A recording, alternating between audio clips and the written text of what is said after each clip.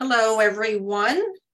Welcome to HLAA North Bay of California chapter meeting, December 2022. We're located in Marin and Sonoma counties. We're north of San Francisco, Marin County, starting about 25 miles north. I have a cochlear implant and a hearing aid.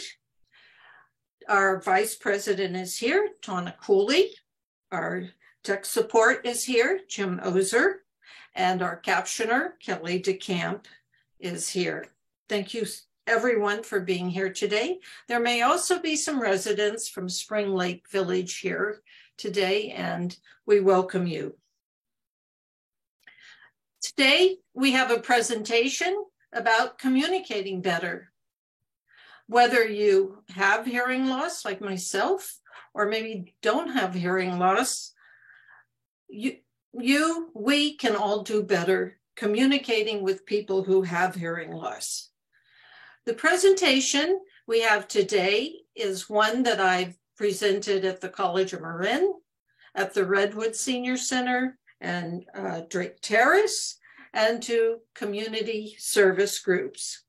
It'll be an interactive presentation, so please, we can have conversation and discussion during it. You can use the chat or wave your hand or raise your hand using the reactions. And we'll also have more questions and answers after the presentation. And just a reminder about upcoming events before the presentation. I'd like to let you know in January, we have our monthly meeting on the second Thursday at this time. And the third Thursday is our leaders meeting. And the fourth Thursday is our Hope Hearing Other People's Experiences support group. So without further ado, I'm going to start the sharing. Please feel free to chat. I'm going to find the presentation on my screen and share it. Or Alan, are you going to share the presentation? I wasn't planning on it. Okay, I can do it. I just have to go there. So everyone, if you just want to chat, I'll be with you in a minute.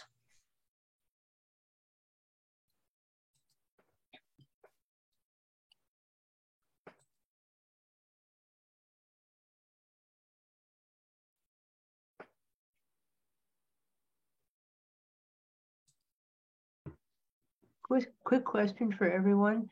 I'm a national member of HLAA. Does the local group also become members of the national group as well, and vice versa? Oh. If you join a local chapter, that will also include your HLAA membership to the national. It may not work the other way around. By joining HLAA at the national level, does not necessarily mean that you are a member of a local chapter. You would sign up to the local chapter that you want to be affiliated with, and you could be a member of more than one chapter. Some chapters have a small membership fee, like our Diablo Valley chapter has a $15 fee that we use that for supporting our programs. And some chapters do not require an additional membership fee. I come from a defunct chapter. I'm in San Francisco, and it stopped functioning a couple of years ago because the people who were leading it left, Right. and no one really replaced it.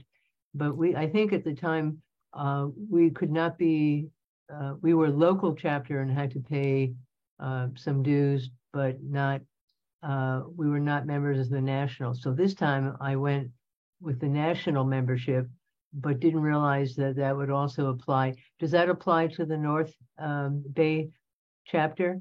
Where if I'm national, am I a member? Can I be a member of the North Bay? You could be a member of the North Bay chapter. I'm not sure what their policy is on it. I'm not a member. Well, I am a member of the chapter, but I'm not a board member. Sarah or Tana might be able to give you more information on that. Great, thank you. Appreciate it.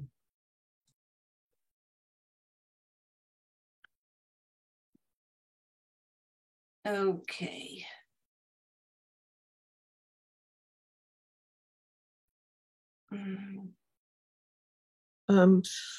I just wanted to say that we do have members of North Bay chapter who do not live in the North Bay area geographically. But Sarah may want to address that more individually with people. Mm-hmm. Okay, can everybody see the presentation and hear me? Yes. Yes. Okay, thank you so much. So here we are with the tips. So today's presentation will have a personal hearing loss story. We may have a warm-up, let's see. And then we're going to have the 4 categories that are important for communication: rules, stage, communicate, and empathize. And then tips for people who hear really well and tips for people who are struggling. Are the captions appearing on your screen? Your captions or my captions is the question. The captions from the meeting. Are the captions from the meeting appearing on your screen? Yes. Yes? Yes. Okay. Yes.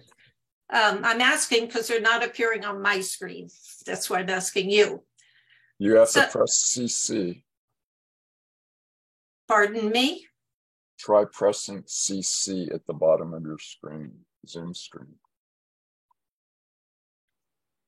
So your captions overrode my captions, it appears.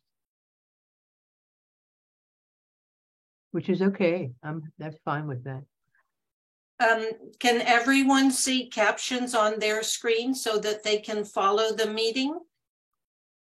Yeah, yes, absolutely. The Zoom captions are appearing. Yes or no, Alan? I can't understand you. Yes. Yes, okay. I will continue. So let's go here to my personal hearing loss story. I started noticing my hearing loss 30 years ago, about when I was in my early 40s. I got hearing aids about 10 years later, and I was teaching at the time. So now, as I mentioned, I have a cochlear implant and a hearing aid, and these items connect to my telephone, and I have a remote microphone, multi-mic, that I use, connect to my computer, to my television, and use when I'm in other situations where I need more amplification. I got involved with HLAA several years ago with Tana and other people and started the chapter, and I've attended 4 conventions. And next one will be in New Orleans.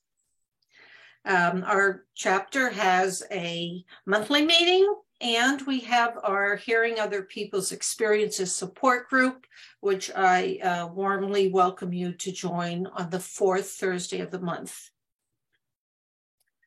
So this activity I would do with a group of people whom I did not know their hearing situation at all.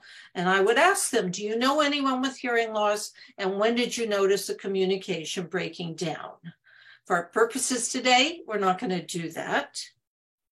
So communication is a two-way street. for people who hear well, and those are hearing people, and those who are struggling, people with hearing loss. So today we're going to learn 4 categories for both groups of people. We're going to learn a rule, and setting our stage, projecting our communication, and establishing empathy with the audience. So let's start here with people who are hearing, people who hear well, and this is certainly going to be everyone people with hearing loss interact with. So hearing people need to emphasize the visual. They need to use their hands. They need to show things like this man is showing a platter of food. And they need to practice special speaking skills, which means they need to make their faces visible and to speak at a moderate pace and to speak in groups of words. So rather than just speaking like this very quickly, they learn to speak in groups of words, groups that belong together, groups of words that have a meaning. That's what people who are hearing need to learn. Visual and speaking skills. Visual includes writing. So someone who hears well could also write something down for us.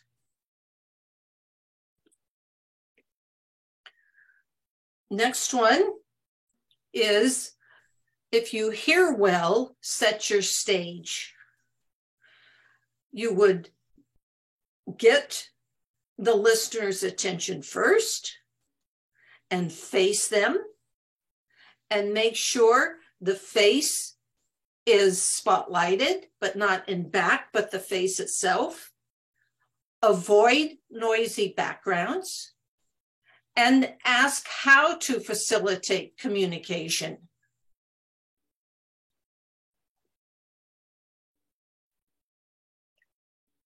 So again, if the person hears well, they need to get our attention.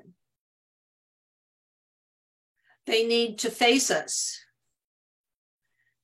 And they need to have their face spotlighted so that we can see it. And they need to be in a place that's not dogs barking, not children screaming. And your friend who hears well could say, hey, how can I communicate better with you? So if you look at these pictures, there it is. A person who hears well says, hey, look at me. I'm over here. See me? See my face? Or the person who hears well can say, hey, you know what? Can we sit on this bench? Is that a good place for us to sit? Is that good for you? Or is it better for us to sit across from each other at this little table? And you can notice the man on the left, the man's face is spotlighted. If you hear well, then project your communication. So this is asking you to use better than your usual skills, perhaps. So do not shout, that distorts the sound. Speak clearly at a moderate pace. And don't cover your mouth or chew gum or smoke or eat. All of that is distracting for a person with hearing loss. For people who are hearing, it's frustrating that the person with hearing loss doesn't understand. So it's good to rephrase rather than using the same words.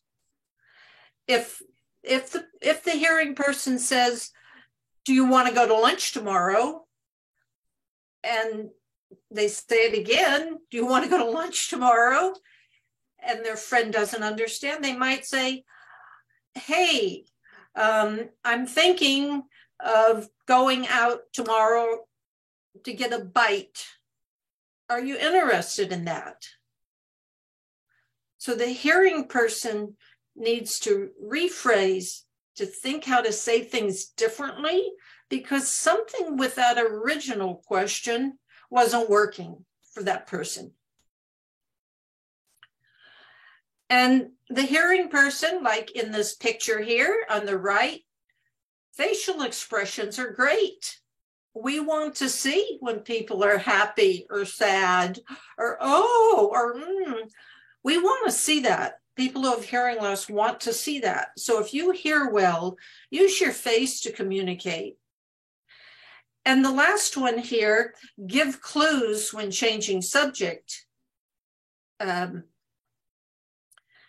If you're talking about what you did this morning, and then you want to change the subject to what you're going to do next year, then it's a good idea to let the person you're talking to know that you're changing subjects. So, hey, you know, I was talking about what I did this morning. Now I'd like to talk to you about my vacation plans. And I think this is especially important for people who hear well, caregivers. If you're taking care of someone who can't hear, you may need to number the items you're going to talk about and say, I'm going to talk about 4 things. Okay, here's the first thing, explain that, and you go, now I'm going to talk about the next subject. And then you go through 3 and 4. So clues when changing subject are very helpful. And the last strategy for people who hear well is to be empathetic with the person you're talking to. So it requires patience to talk to people with hearing loss. But do that, even if they're responding slowly. Be positive and relaxed, and always talk to the person, not about him or her. So if you're in a situation with 3 or 4 people, I mean, you wouldn't do that anyway. You wouldn't talk about the person next to you and say, oh, well, you know, she doesn't like to do this or that. You would let the person speak for themselves. So that same kind of rule. And show respect to the person to help them build confidence. Now we're at the part where most of us may be, people with hearing loss. For us, it's the same thing. Communication is a 2-way street. Sometimes we get into our heads or become victims. No, we have to do our part to hear people better. Just like our friends have to make effort, we have to make effort too. So as you see, the children balancing an apple, working together, or on the left, the confident woman knowing that she must also make that effort. And here's how you do it. We set our stage also, okay? We get ready to listen by telling others how to best talk to us. So we may say, could we talk over in this corner where there's less noise? Could we go over in another room to talk? Gee, I'd love to hear what you have to say, but I can't do it right here. Let's find another place. And pick your best spot. So if we can't hear, then we know what we need. We need light to see the person's face. We need quiet, and we need to be close to the person. There. I got it on. Oh, it's blaring. Yeah. So anyway, I don't think I'm going to learn anything. Could that person please mute? Our tech team, could you mute the person talking? Please. Or proximity. So your best spot, proximity is close. I know during COVID, if you move, I find that if I move to be closer to people, they're moving away. So we have to anticipate that. And then the next is anticipating difficult situations, plan how to minimize them. We plan ahead. So if you're going to a party, you can kind of decide where you might want to sit. You can say, I'd like to sit in the middle, if that works for you. You might, in a more casual party with varied seating, you might want to sit in a corner, not to be by yourself, but to talk to someone in that corner, in a quieter, upholstered area. If you're going out to a restaurant, it's always difficult. I like to sit in a corner, upholstered, with my back to the wall. And I also can limit the amount of time that I stay in an event, because I know it's difficult to listen for a long time, especially if it's loud. That's even difficult for hearing people. So I will tell whoever I'm with, look, if I step out of the room, it's because I need to rest. So for us, for people with hearing loss, project your communication. Pay attention. Concentrate on the speaker and look for those visual clues. Look for the expressions in the face. Look at the lips, the eyes, hands, and ask for written clues if necessary. Might have a pen and paper, a pen and napkin.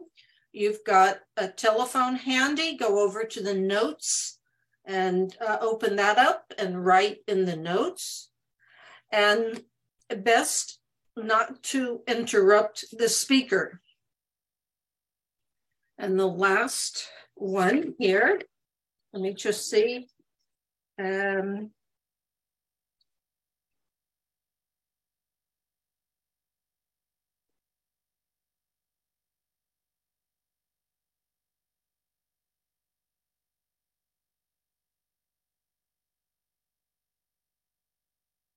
Okay, and then this last one here on the bottom, I can't quite see. If you are struggling to hear, establish empathy with the audience, all right? If you have hearing loss, so react to the other person so that they know you're hearing them, and let them know how they're doing. You can say, oh, gee, yes, I see. So you did that. You went on vacation there, and that happened. And I heard the first thing you said, where you went the first 3 days, but I couldn't understand right after that. Could you let me know what that was? Where did you go right after that? So let them know how they're doing and show them that you're following their conversation. And don't bluff. You know, this is hard to do. Following someone's conversation is difficult for us. So we need to tell them when we don't get it. And truthfully, this is hard to do all the time. Just having the patience and keeping track all the time. But yes, we should try to be honest and let people know when we don't understand.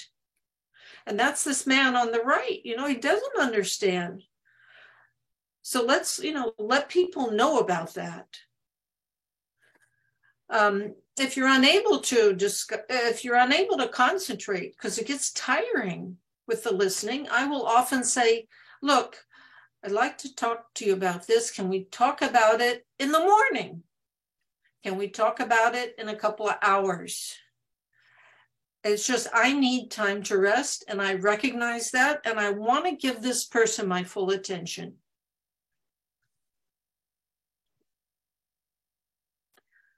So those are the strategies that we can use to communicate better, whether we're hearing or we have hearing loss. So now is the time for us to give examples of successful communication at home or work in the community, or questions and just general sharing. It's our time now to do that. Or if there's anything in the presentation you want to talk about, elaborate on, it would be wonderful to hear from you.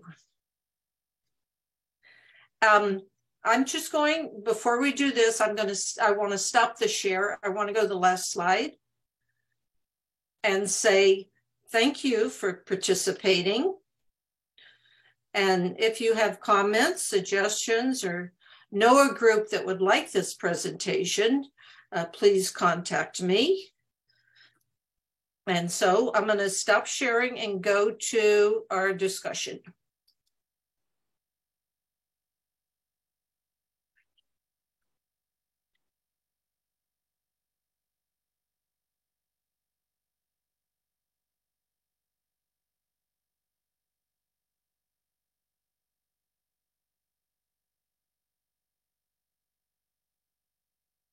Okay.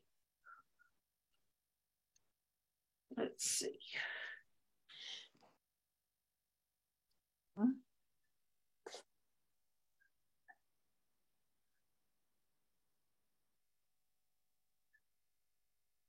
People need yeah. to turn on their microphone if you I'm want glad to talk. you got that.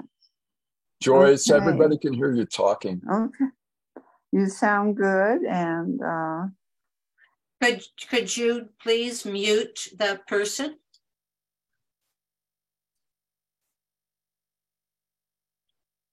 Okay, I'm having problems stopping the share, so maybe The share's been stopped.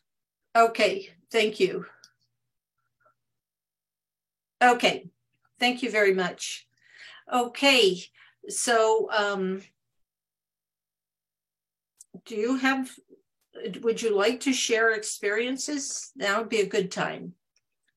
People need to unmute. Brenda, you need to unmute.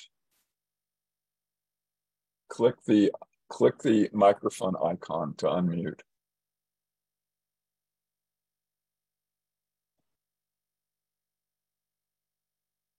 Oh, there we go. I just unmuted myself, or you helped me unmute myself. We did it. We did it. I always like to start off personal stories with a success, and I've had a few recently that I was very pleased with. But I had one about an hour ago that's fresh in my memory, and I'm still trying to figure out how to work this.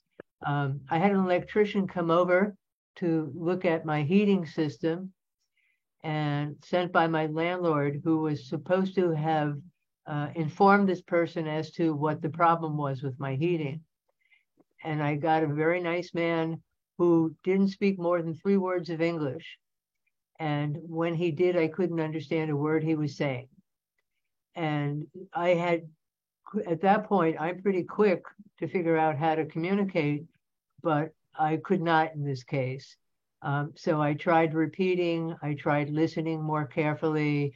I tried every technique that I knew, and I was unsuccessful.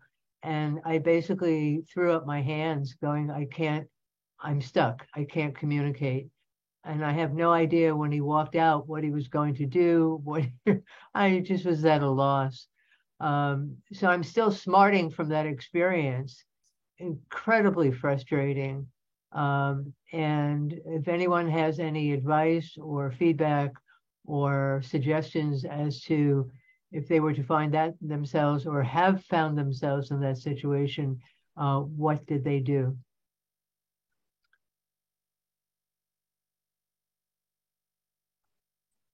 Yes, that's very frustrating. My first thought would be to call the company who sent him and explain the situation and have them speak to him. It sounds like you tried everything, and it's really not a hearing situation. It sounds like more like a foreign language situation where, I mean, or I don't know if the person actually spoke English or not. Alan. So I ran into a similar situation. I'm a CERT, which is Community Emergency Response Team. Right. And I was doing traffic management at an event. And there was a lady that looked kind of lost, and she only spoke Spanish. And my Spanish is very limited. But I did have my phone, and the phone has a translation app on it. And so using that, we were able to communicate enough to where I could understand what her problem was and help her get to where she wanted to go. So if you had your phone with you, and if you have a translation app, you might have been able to use that. Thank you, and that's an excellent suggestion, and I do have that app, and I am very technically astute. It's part of my background. But in the moment when I have someone who I've never met before in my apartment with my cat in my arm, my 17-year-old cat in my arm, it didn't cross my mind. It would have been an afterthought. Oh, I should have used my live transcriber. I should have done this, you know, the should have, could have responses. But in the moment, sometimes I'm not quick enough to go, oh, what do I do here?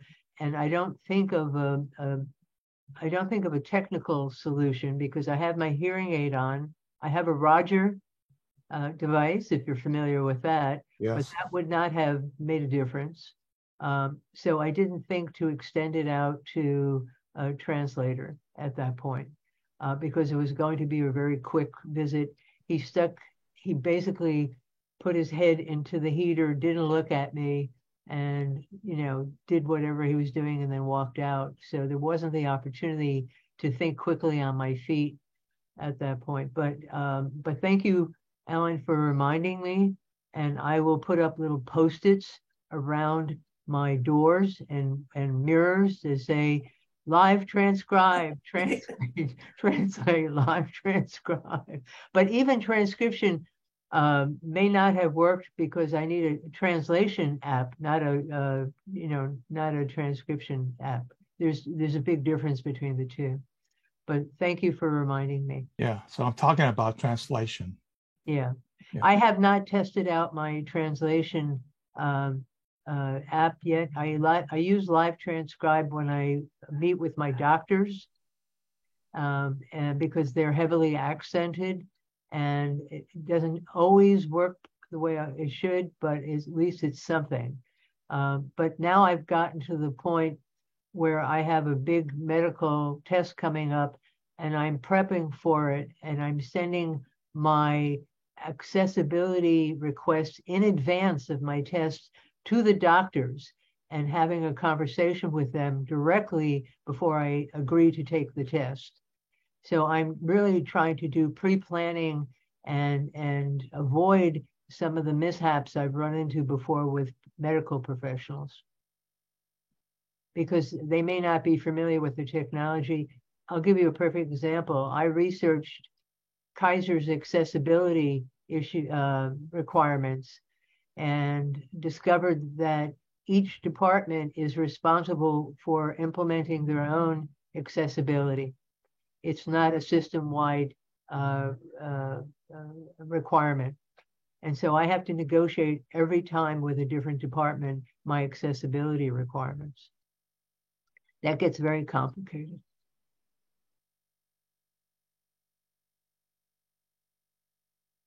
I think,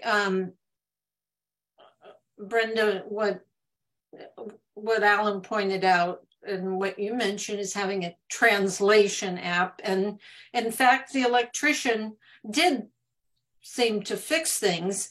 It was you wanting some kind of conversation or more that he was unable to do, but he seemed to know what he had to do and fixed it. So I think that's the good part of this. I gave him the benefit of the doubt while he was unscrewing the front of the heater.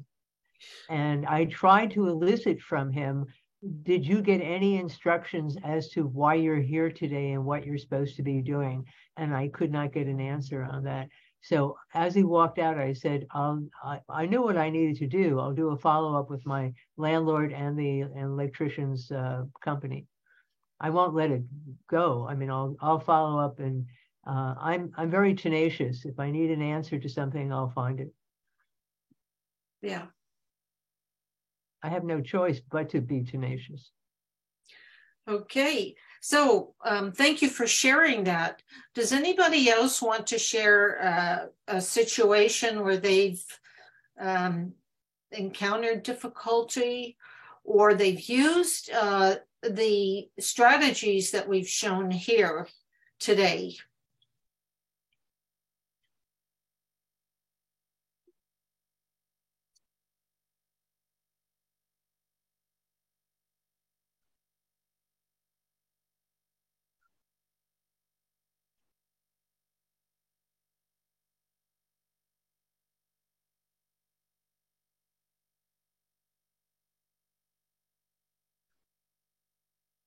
So I'll add something, since there's no one volunteering right now, is that I've had to let people know about my remote microphone, how to best talk to me. Good. So I've had meetings, get-togethers at social events with maybe a half a dozen people in a restaurant. And I will say, I've got my remote microphone here. It's connected to my hearing aids. And when you want to talk, could you just speak into the microphone like this, and then I can hear you. And I've had success with that. Sometimes some people aren't very good with holding the microphone where I ask them to, but other people realize, can do that. And it's helped me be a part of a social activity. Sarah, I'd like to add something to that. Sure. I'm a member of San Francisco Village, which is part of the Village to Village movement across the countries. And what I did was I took my local group that I belong to, my neighborhood group, and I asked them if I could come in and test my remote mic, because I had just purchased it, and I was purposely putting myself in a number of situations that I normally would not be in to see how well it functioned and how well I functioned with this mic. And I got them in a circle and we tested it out, and it wasn't perfect, but the good part about that, Sarah, is it opened up people's questioning about having hearing loss. Now, people felt they had, in a sense, I had given them permission to talk about it publicly, because most of the time, and this is a group of older people aging in place, it's sort of like hearing loss is a hidden disability. Talking about it is also hidden. And I got this very engaged conversation, people wanting to know more about the technology and more about hearing loss and what tests to take. And it turned into an educational program, all based on the fact that I pulled out a microphone and used it as a conversational opener. So I want to share that with you because I was so pleased with the success. Did I understand everybody that day? No. Do I love my remote microphone? Yes. Was it worth the price that I paid Phonak? I'm still working on that. Well, that's a great lesson for us, that just bringing out a piece of equipment can be an educational tool and can get over that stigma. That's great to know, Brenda, that you did that, and probably continue to advocate for people with hearing loss. Yeah, I'm a big proponent of icebreakers because I know how hard it is to speak in a public situation, even one-on-one. Speaking up doesn't come easily or to many people. So anything that using humor or using a prop or using Q&A like you do very effectively will generate the conversations, and then you can take it from there, see where it goes. Yes. Yes. So that's good for us to know. Are there other comments that people have today? Tawna, are you thinking you have to talk to different people in your daily life there? Or have you been in situations that you've found a good solution for?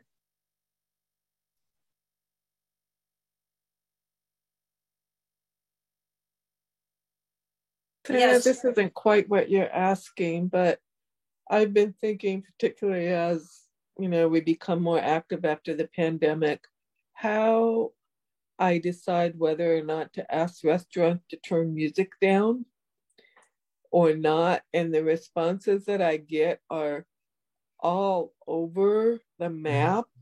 And I'm just curious if other people have strategies they use, because I find myself not being real successful in getting the music turned down often.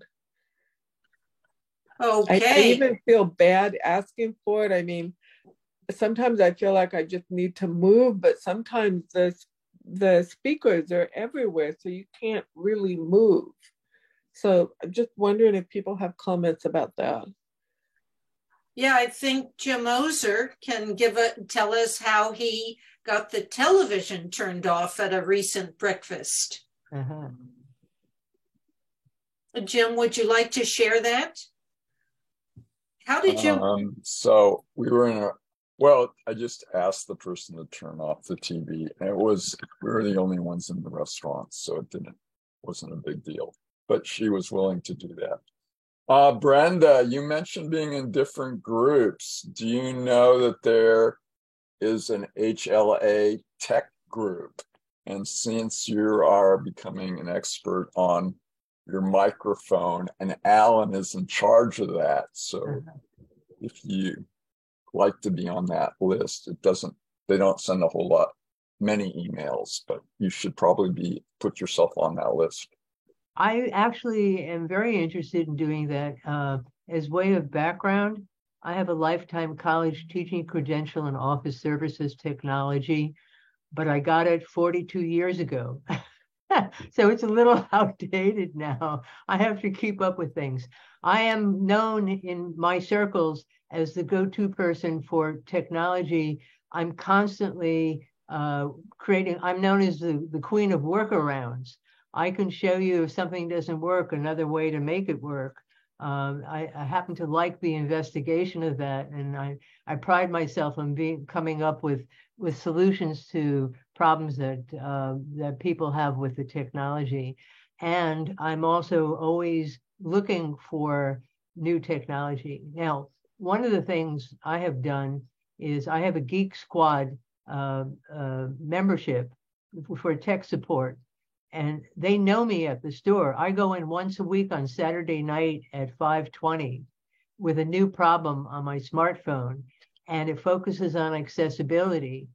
And the people I'm talking to are very technically sophisticated, but know nothing about accessibility at all. So I'm basically training these people on a whole side of technology that they don't have any familiarity with.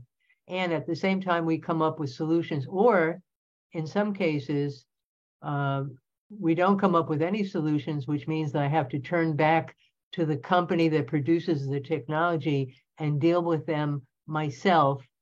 And the good news is that I have just upgraded my hearing aid, the Phonak hearing aid, which now streams using FM technology and Bluetooth.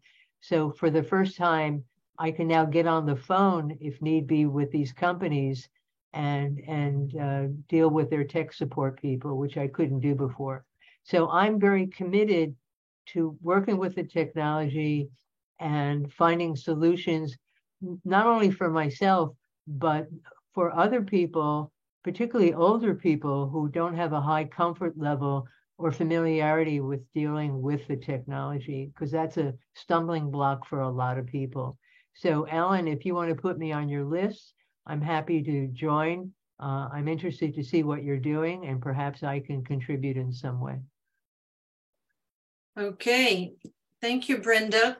And Tana, I think that Jim was just able to ask them to turn off the TV, and they did. And I think I have asked restaurants to turn down the volume also. I preface everything with, I have hearing loss. Right. Could you please turn down the music? And after they do that, I thank them effusively. Yeah. I just want to mention, to go along with that for a second, is that I go into Best Buy, which is the noisiest environment in the entire world because they're blasting music and there's hundreds of people there. And they are now the official supplier of over-the-counter hearing aids of all things. So you can imagine a person coming into Best Buy, testing out an over-the-counter hearing aid in the middle of all of that noise. So what I say to them, Sarah, is I have hearing aid and it's very difficult for me to hear with all this noise here. And I said, if you want to sell hearing aids in this environment, you're going to have to learn how to make it more convenient and accessible for people who are looking to purchase hearing aids. That's going to affect your business with these people. So I position it as not just a personal thing on my side. I do include that, but I say from a business perspective, you're going to lose those customers if you don't have a separate room or a separate space at Best Buy where people can try out their over-the-counter hearing aids. So you see how I've sort of turned it around for them. And that then they pay attention because it's now a business problem. It's not just my personal problem. Yeah. So they also have like sound rooms, I think, in a lot of those type of stores. So if they have sound rooms, they should be able to set up a quiet room. That's what I suggested to them. Yeah. Okay, so maybe if Masumi, are you there? Would you like to ask a question or make a comment?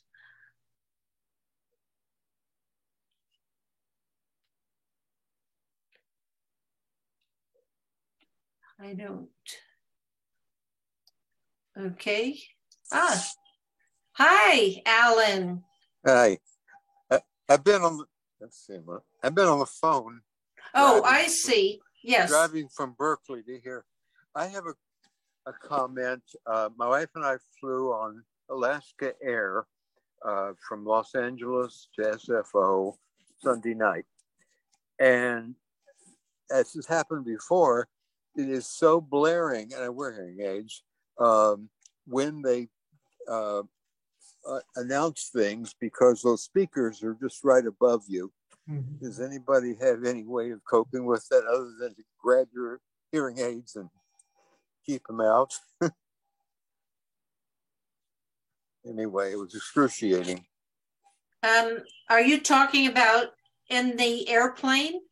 Yeah, as the cabin attendant was dictating, don't crowd the aisles as everybody does it.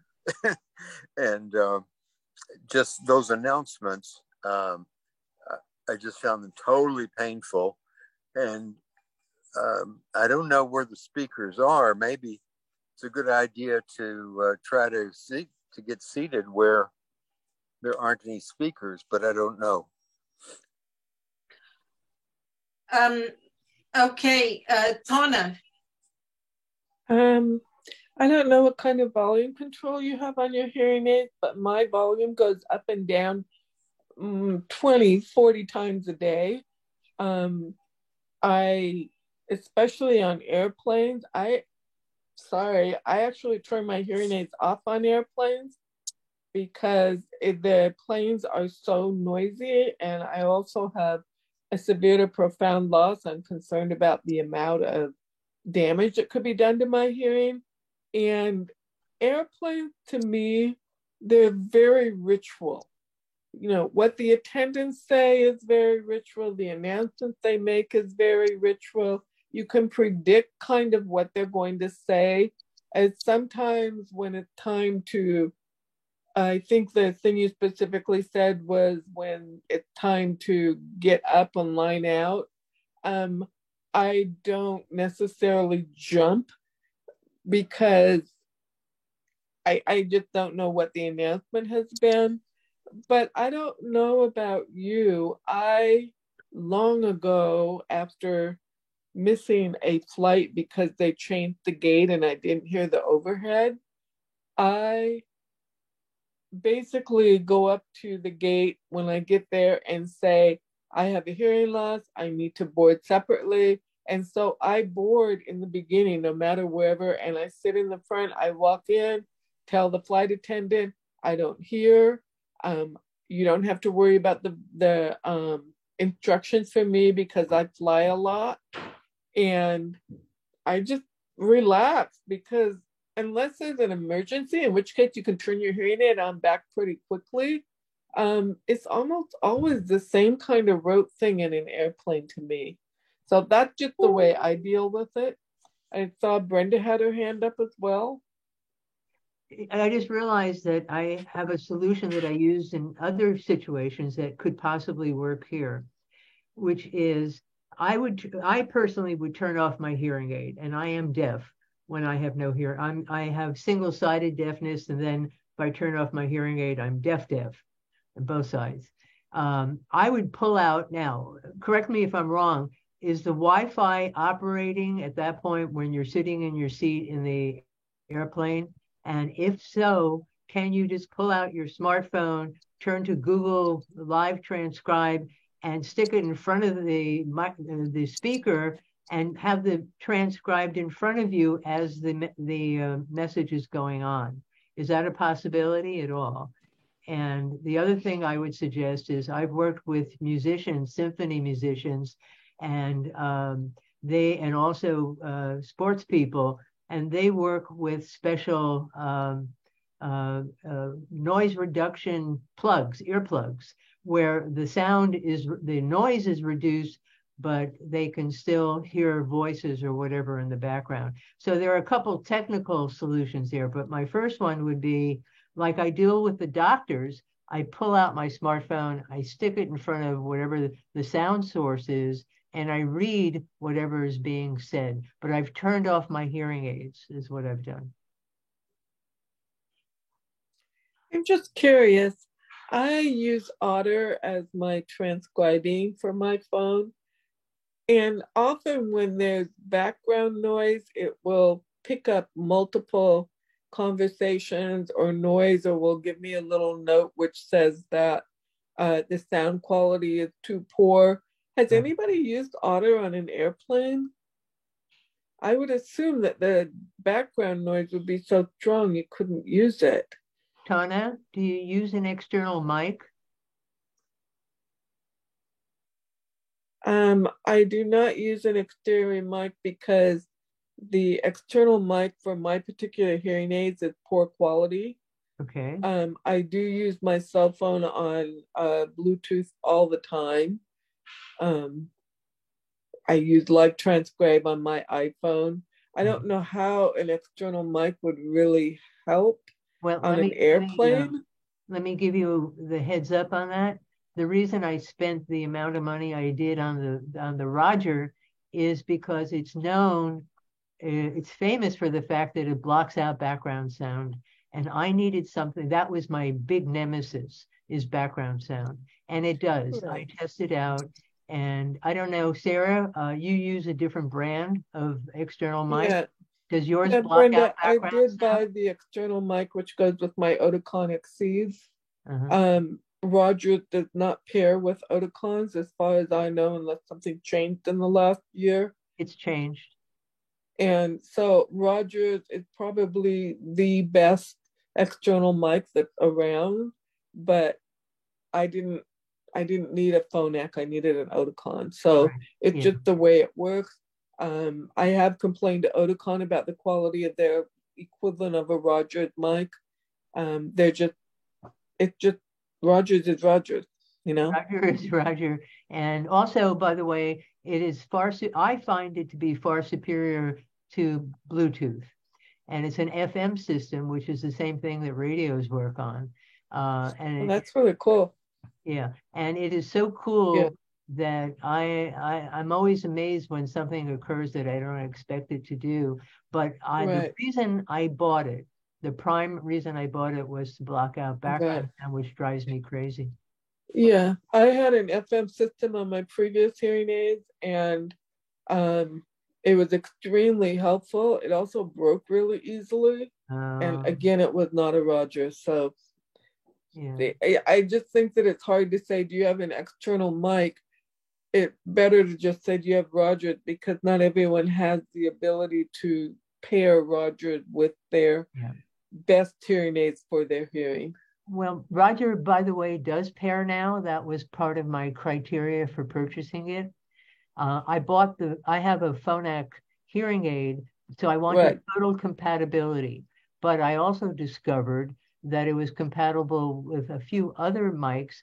There is a list of them available. If you talk to your audiologist, they can probably locate that for you. Correct. So good luck with that. But I think it's worth investigating if background sound is a major obstacle for you. Okay, yes. I just wanted to say about airplanes, to what Donna was saying. I do pre-board. I tell them I have hearing loss, so I pre-board, and that keeps the stress level down. And I told the pilot, not the pilot of that plane, but a pilot traveling who was sitting next to me, they need to caption all the announcements. We have a little screen in front of us. I have no idea what they're saying on the announcements. I just, like someone said, I know the routine things, but if there's something important they were saying, I would not know. So the airplane needs to caption announcements.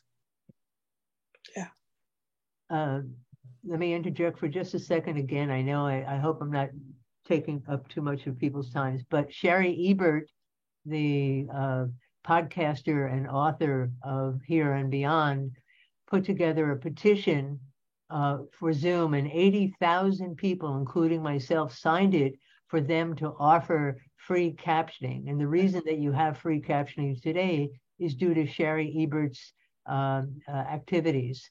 And I would suggest either you can do it, Sarah, or I'll take it on myself, because I'm, you can tell I like to get in the middle of all these things, but I can see her taking on the airline industry around captioning. And I will help her with that for a particular reason, because in the 60s, I worked for 2 major airlines. So I have a long history that goes back with them. I think it's important enough to take on that industry and to get those captions there. That's a great project for you, Brenda. And I applaud you for that. Whatever you can do in that realm would be wonderful. Well, I think Sherry's the key there. She's got the access, she's got the network, she's got the public voice. She is an activist. She is just a Wonder Woman when it comes to things like this. And I didn't take that battle on alone. There were 79,999 other people who signed that petition, and we won.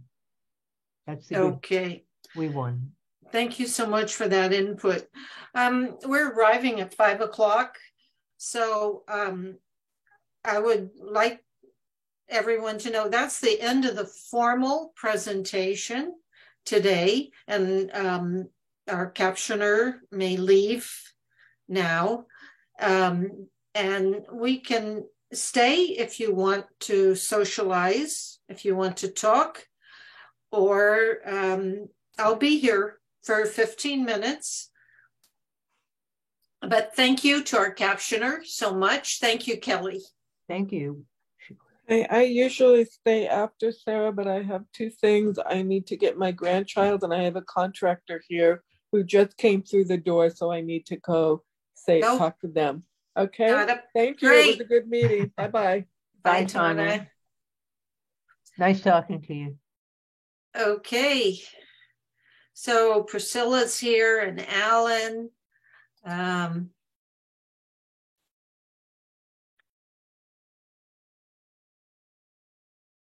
So what comes next? So nothing. We're just socializing. Like, how are you? It's raining. We're not doing anything. Here's a question for you. How does the cold weather affect your hearing? Anybody troubled by it? Does it, or do you notice the difference?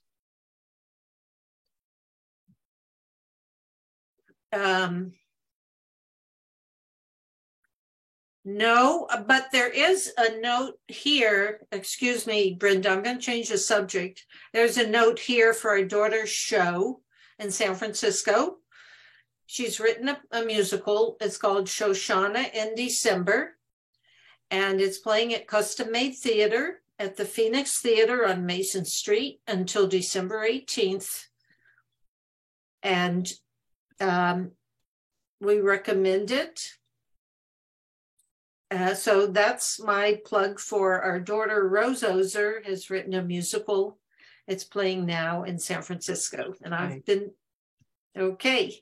So Alan, did you have a comment about cold weather? Alan, Okay. turn on your microphone. It's on, and no. Not Alan, or the other Alan. Oh. Alan Bortel. Yes. Cold weather doesn't seem to affect me at all as to hearing. Yeah. Doesn't bother me either. Sarah, can I ask about your cochlear implant? Is that sure? Taboo? Sure. Yeah. Now, could you tell me how you've, at this point, having had one for a while, I assume, what difference it made in your life and your hearing? Yes, it has made my life easier. I'm not as tired as before, where I was always trying to hear. I was worn out. It helps me be more involved socially. And it makes working on the computer very easy and watching TV, because there were no hearing aids that could help me. They couldn't be strong enough. I'd lost so much hearing here. I still have some hearing here, and I have a hearing aid. So they've made my life easier and less stressful, the cochlear implant. I have this on all day from 7 o'clock in the morning till 10 o'clock at night. Okay. I have this on, and my hearing aid, I get up, I put them on, and I use my microphone. As you know how wonderful these things are. Right. I use that. It's just made my life easier and less wearing on me physically. Is there any downside that you can think of that you're just not particularly happy about or keen about? I lost some sense of taste. And they do tell you that's a possible outcome. And whatever residual hearing I had a little bit, I lost that. Really? So now, once you get a cochlear implant, you're deaf in that ear. You've lost it. So Alan, go ahead. Alan Bortel. Yes. How does Medicare look at cochlear implants? How does Medicare work with it? Yeah. Medicare pays for it. Pays for it. Uh-huh. Okay. They paid for everything Okay. because a cochlear implant for them is a medical device. A hearing aid is not a medical device according to Medicare. Right. But a cochlear implant, they had to do surgery. You know, it's a medical device for the rest of my life. Okay. Yes, Medicare paid for everything. Yeah. Yeah. Thank you. Kaiser, Thanks, pays for it Sarah. also. Yeah. What did you say, Brenda? I'm sorry, I spoke on top. Kaiser has its own has its own center in Oakland for the device. So they have a whole department devoted to it. If you're a Kaiser member, and it's about $60,000. That's what it costs. And the cost is completely picked up by the government. This is where our tax money went to, folks, which is finally we're getting our ROI on our tax money. But Sarah, the quick question is, when you got the cochlear implant, did your ear have any excuse me, residual hearing left, or was it totally deaf? No, when I got the implant, I had some residual hearing, but it wasn't enough to discern speech. It's good for hearing trucks and dishwashers and Right. Telephones, maybe, but it wasn't enough for speech. The cochlear implant is engineered for speech, and that's why it's so wonderful, is that now I can hear the speech where I couldn't hear it before. Okay. You're using the word hear. Do you make a distinction between hearing the sound and understanding the words? And Well, you know what yes, I do know. Yes, of course. I mean, understanding. Hear to me means understanding it. Okay. Alan Katsura, do you have your hand up? Yeah. The other Alan. Alan Katsura. Okay. So not all implants are successful. And because my mother had one, and she did not have much success with it. Eventually, she had an infection that gathered on the implant, and they had to remove it. At her age, we did not want her to get reimplanted. How old is she? 98. Whoa. 98. Yeah. That was brave to do that. There is a documentary that you can get online, streamed online, of an older couple in their 70s, married couple, who decide to get, at the same time, cochlear implants. And they document the entire experience. I don't know if anyone has seen it besides myself. I've seen it. They've never heard. They've never had hearing. That's right. They never had hearing, and they decided they were born finally that way in their lives to be able to hear. It was fascinating, but the outcome wasn't what they expected it to be, unfortunately.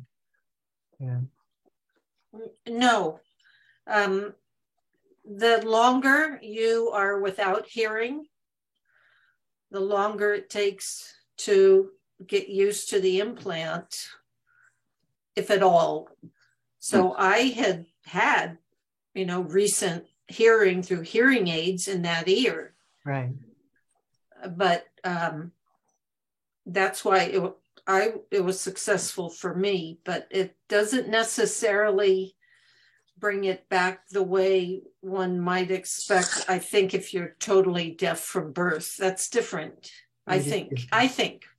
Did you have to go through rehabilitation at all once you got the implant? Well, sure. Everybody does that. It's on your own rehabilitation. It means they use that word, but it really means having my husband read me the newspaper, listen to audio books, watch the TV and listen to it. Even with captions, take out the hearing aid, practice with the cochlear implant. Wow. Anything you can do to get discernible speech into your ear to train your brain to that sound. It can be anything. What happens to music? Do you find that the music has changed dramatically? Are you happy with the way music sounds now? Are you pleased with that? No. No. Music is not particularly wonderful. It's pretty flat. It's electronic in the cochlear implantier. And the hearing aid, it's okay, more natural. Right. For music, I remember songs. Okay, my brain recognizes that.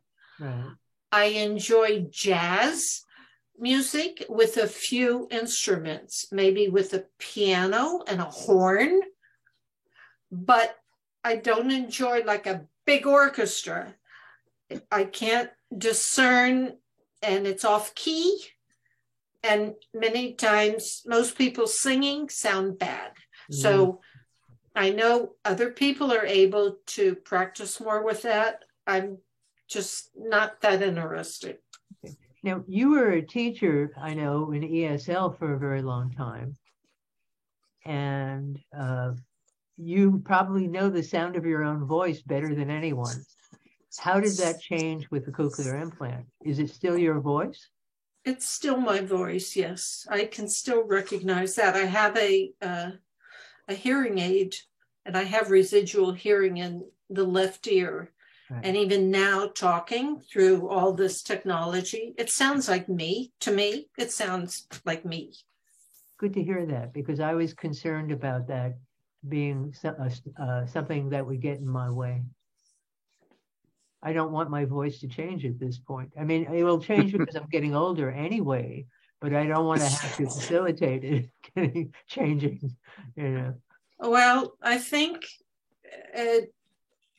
situations evolve, and when it gets to the point that's too much effort to try to understand what someone's saying, then you need another plan. Yeah. So, you know how things change over a lifetime. Jim is flagging us here. So you didn't ask the question, how did it affect other members of your family? It's great, because before... Oh, look, you have the same last name. I didn't even make that connection. Okay. Yeah, I wasn't paying attention. Yeah. I wasn't reading the subtitles of your names here. Okay. So how many years? I'm the other half. You're the other half. There you go. Okay. And then our daughter's the same daughter. So, and then I read that you were interested in music because I Googled you. I think I got the same right person. Both our children are very musically inclined. But anyway, for me, it was great because often Sarah would say she heard me or understood, but she understood falsely. She might have heard I said something, but she didn't understand what I was really saying. Also, for some reason, with the cochlear implant, you can hear better even in back of yourself. So in the past, it was like, get in front of me. She still wants me to get in front of her.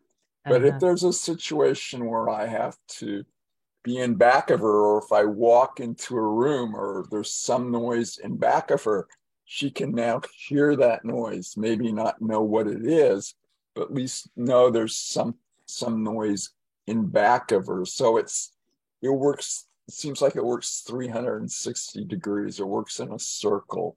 So Sarah has turned herself into a dolphin with echolocation then? No, other way around. She can, well, yeah, she can hear that I'm in there. She knows where the sound is coming from now, right? Well, right, before you had to be right in front of her. That's what I'm saying. Yeah, I like being She a was dolphin. reading lips too, but Right. now she doesn't need to read lips so much. One quick question that gets connected to this for me is something called speech recognition disorder. Has other names to it too. And when the audiologists test, they will test for both sound and how you process sound, but they'll also give you the word test, which I failed last time. I only have 40% of my word recognition left. And so which of these tools, if any, deal directly with that aspect of hearing loss? That's why I asked you when you said, I hear it, but do you understand it? Because my biggest concern is not hearing necessarily, but understanding the words and what's being said. So your 40% makes you eligible for a cochlear implant. That's right. They lowered it from 60 to 40. Yeah. So that's in the world of hearing loss, the ability to discern the words shows you can understand speech. And that's the purpose of the hearing aids. It's the purpose of the cochlear implant, to understand speech. Not necessarily music, that would be great, not necessarily that, but it's for speech. So they're telling you at 40%, that qualifies for cochlear implant according to the US government. Well, that's how. Sarah, how long is the? I'm sorry. Go ahead. How long is the surgery on average? I went in the morning. I don't know if it was 9 o'clock or something. I got it out around 1:30. They're not operating on you the whole time. First, they have to take you upstairs and put you in a bed, give you a tranquilizer. Then they have to hook up the IV. They take you to another room. So who knows how long the actual surgery was. And then they take you to recovery. But it's really just like half a day outpatient. That was at UCSF. I barely had time to get lunch. And it is a general anesthesia. It's not local, right?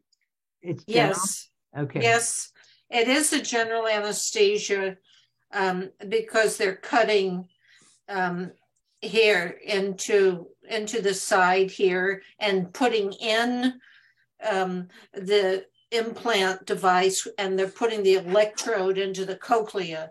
So yeah, it is surgery, and you get a scar just right behind your ear from where they put it in. And there you have a magnet that connects to it. The receiver, like this. So here's the receiver. Here's the this connects to a magnet in my head. So you're the bionic woman, Sarah, right? Yes. There you go. The one thing that stops, yeah, I was going to say the one thing that stops me is that I have no hearing in my right ear. That was sudden hearing loss because I danced past some drums and blew my ear. I blew my my hearing out. But I have also a medical condition. I have GERD, which has a serious impact on hearing. Most people don't realize that because of the acid reflux and all it does to that part of your body. And I have earaches. So if I have earaches, I'm going to assume that it'll be impossible for me to have a cochlear implant. Not much point having an earache at the same time I'm trying to hear. I don't know. I think that's a question for your ENT. Yeah, well, ENTs, unfortunately, are not in the hearing business, I have discovered. And my audiologist, who I admire a great deal, she's terrific, is very disappointed in the fact that ENTs have sort of backed out of the hearing side of their profession. They don't want to be involved in that any longer. And so they have now retracted their more. Mine said to me, I can't help you with your hearing. I'm a sinus person. I say, well, thanks a lot. But I don't count on the ENTs for the E part any longer. My experience Well, is that I'm well, I disappointed. do go to an ENT that does the ear part. I would go to an ENT that does the ear part and ask them about that. Not at Kaiser, unfortunately. Oh, I see. Kaiser supposedly has doctors in different places. This is what I've read. Okay, I'm not in Kaiser. I've read they have doctors in other places in Kaiser that maybe you could see. Yeah, well, I rely on my audiologist to know the landscape there, to know who's doing what, because it's a very big system. And so she knows how to navigate through it. So I rely on her at this point, But at this point, I'm not even considering the cochlear implant. I'm just happy with my playing around with my Roger. Yeah, well, that's great. I'm glad that works. So far, so good. Yeah. So, yeah, lot to think about. Anything else other people are thinking about? Alan Katsura or Jim or Alan Bortel? Any other issues you're thinking about today? I have something. So, Brenda, there's the possibility of implanting that ear that's not functioning. So you still have hearing in your good ear. Yeah, I have residual hearing. Yeah, but they could implant the bad ear. So you won't have to worry about losing what hearing that you have. That's true. That's a possibility. Yeah, I see your point on that. But that's anticipating that my good ear will become less good after over time. All right. Hopefully not, but that's well, if your bad ear even picks up some sound, that will help you understand better. Right. So it may not be 100% or 90%, but even if you get 50%, it will help with your hearing. And also I'll be able to know where the sound is coming from, which I can't do now. Should be able to get local